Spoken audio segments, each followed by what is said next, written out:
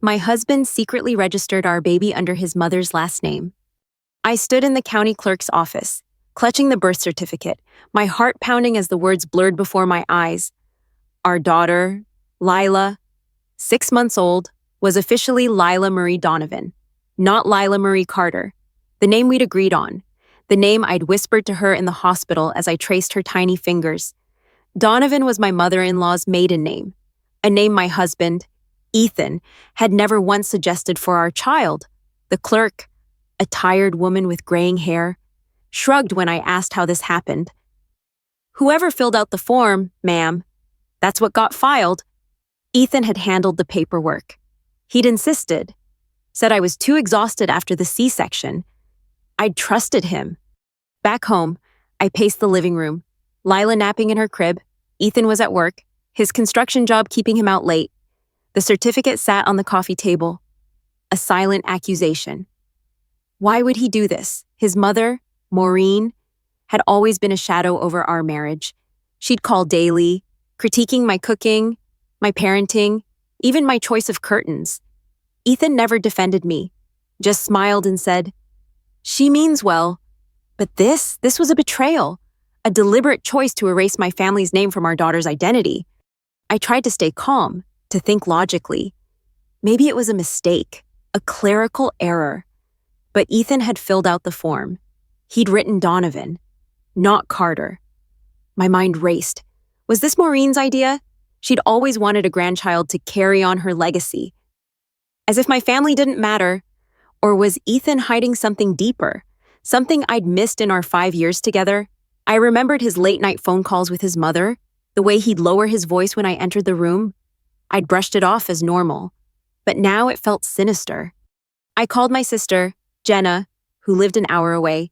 She was furious, her voice sharp through the phone. "You need to confront him. Sarah, tonight. This isn't just about a name. It's about trust." She was right, but the thought of facing Ethan terrified me. What if he lied? What if he admitted it was intentional? I looked at Lila's crib, her soft breaths steady, and felt a surge of protectiveness. This was my daughter. My name mattered. My family mattered. That evening, Ethan came home, his work boots leaving dirt on the rug. I held up the certificate, my voice trembling. "Why is Lila's last name Donovan?" His face froze, eyes darting to the paper. For a moment, he said nothing, then muttered, "It's not a big deal. Sarah, just a name." "Not a big deal?" My blood boiled. I pressed him, my voice rising. "You changed our daughter's name behind my back. Why?" He sighed, rubbing his neck, and said, "Mom thought it'd be nice to honor her side. I didn't think you'd care this much." I stared at him, the man I'd loved since college, and felt like I was looking at a stranger. He didn't think I'd care. We'd spent hours picking Lila's name, debating middle names over takeout pizza. Carter was my father's name, the only piece of him I had left after he died when I was 10. Ethan knew that. He knew how much it meant, yet he'd gone behind my back, let his mother's wishes override mine. I wanted to scream, to throw something, but Lila's soft coos from the nursery stopped me. I lowered my voice, cold now. "You had no right. We're fixing this." Ethan's jaw tightened. "It's already done. Sarah, can't we just move on?" Move on. I felt the ground shift beneath me. This wasn't just about a name anymore. It was about who Ethan was, what he valued, and whether I could trust him. I turned away, my hands shaking, and said, "We're not done talking about this." He grabbed his keys and left, muttering about needing air. The door slammed, and I sank onto the couch, staring at the certificate. Lila Marie Donovan. The name felt like a theft. The days after our fight felt like wading through mud. Every time I looked at Lila, her gummy smile a small anchor, I felt a knot in my chest, love mixed with rage. Ethan's dismissal, his casual move on, echoed in my head, gnawing at me. I wasn't just hurt, I was unraveling. The trust we'd built, the late-night talks about our future, felt like lies. I started noticing things I'd ignored. How Ethan always deferred to his mother, how he'd check his phone when he thought I wasn't looking. Was I paranoid or had I been blind? At night, I barely slept. I'd lie awake, replaying our argument, his refusal to see my side. I felt invisible, like my voice didn't matter in our marriage. Lila's name wasn't just a name, it was my identity, my father's legacy, stripped away without my consent. I cried in the shower, where Ethan couldn't hear, the water drowning my sobs. I didn't want Lila to grow up in a home where her mother felt erased. Socially, I withdrew. My friends, mostly moms from a local playgroup, noticed. At a coffee meetup, I tried to fake a smile, but Jenna, who'd driven down to check on me, blurted out. Sarah's husband pulled some shady crap with Lila's name. The table went quiet. One friend, Rachel, leaned in, her voice low. That's not okay. Sarah, you need to protect yourself. And Lila, their concern was a lifeline, but it also made me feel exposed, like my marriage was a public failure. I left early, claiming Lila needed a nap. Work was worse. I'm a freelance graphic designer, and my deadlines were slipping. I'd stare at my laptop, unable to focus. My mind stuck on Ethan and Maureen. Was she behind this? Her constant meddling, calling to check on Lila, suggesting I wasn't feeding her right, had always grated. But now it felt like a power grab.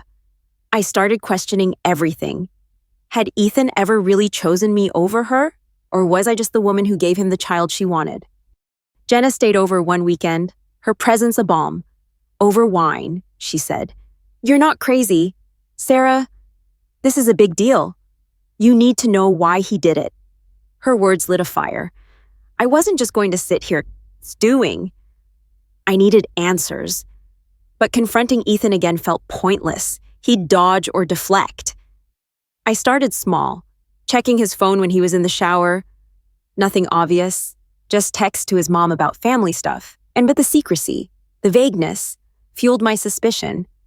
I also called my dad's sister, Aunt Claire, who lived in Ohio. She'd always been my rock, the one who kept my father's memory alive.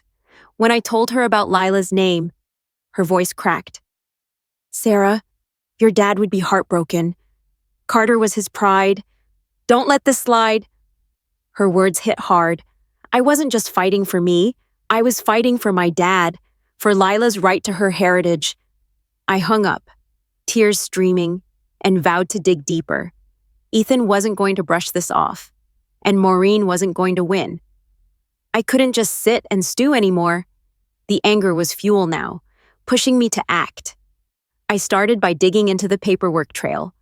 I called the county clerk's office again, this time speaking to a different employee, a man with a slow drawl.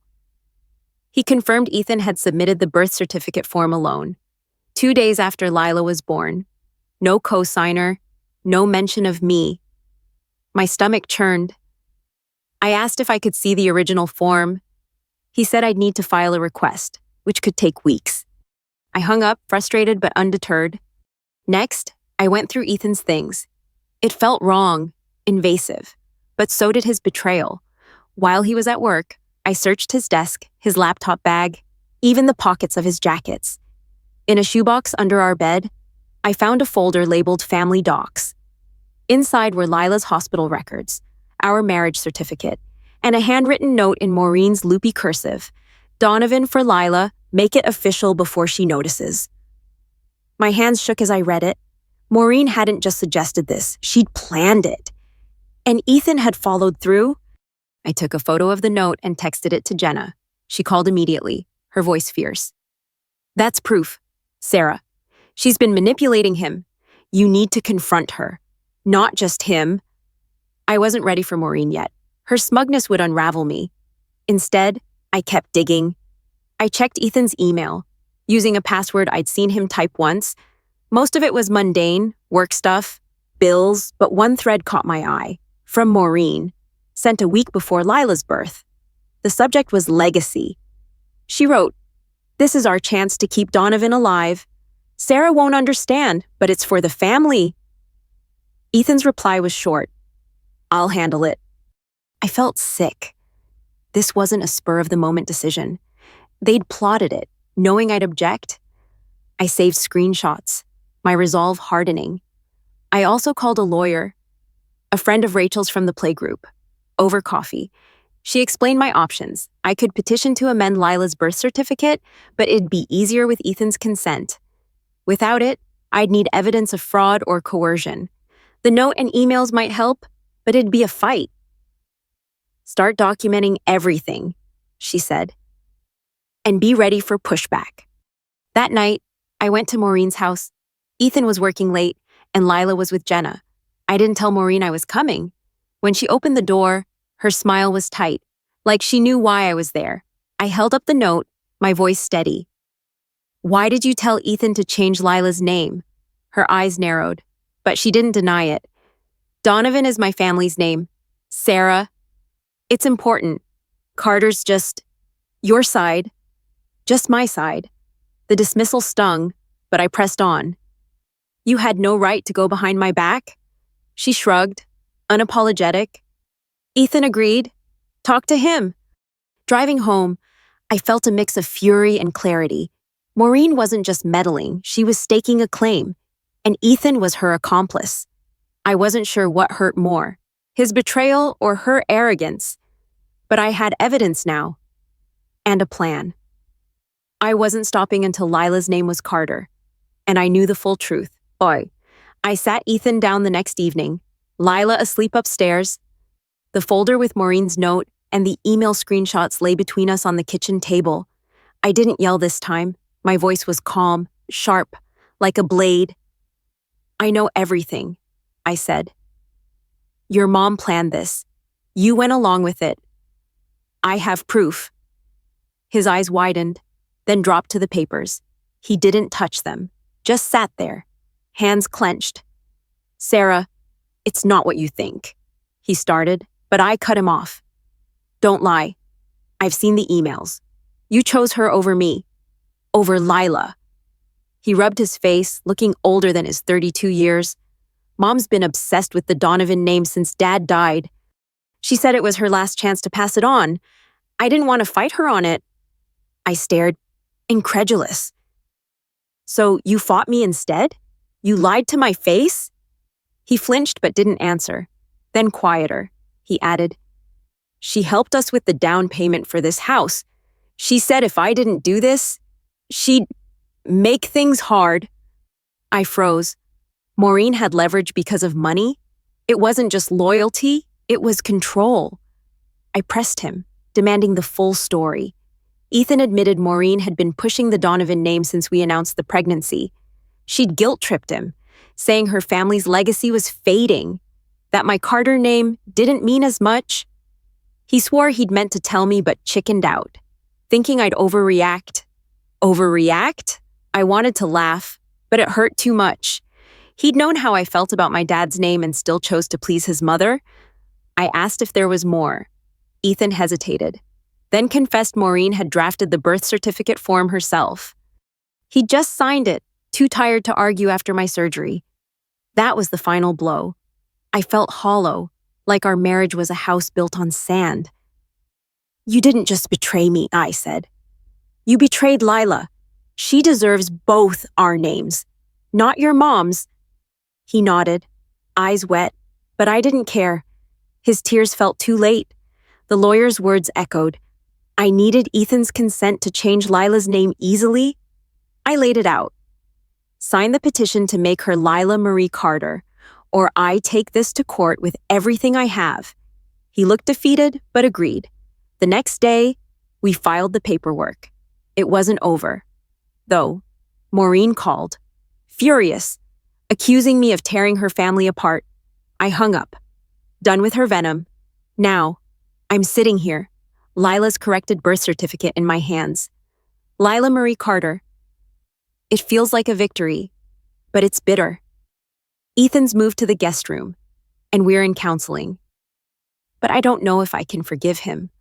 Maureen's out of our lives, at least for now, but her shadow lingers. I got justice, but it cost me the marriage I thought I had. I look at Lila, her tiny hand in mine, and wonder if I did enough. Should I have pushed harder, left Ethan, cut Maureen off sooner? Reddit, what would you do? I'm lost. and I need to know what's next.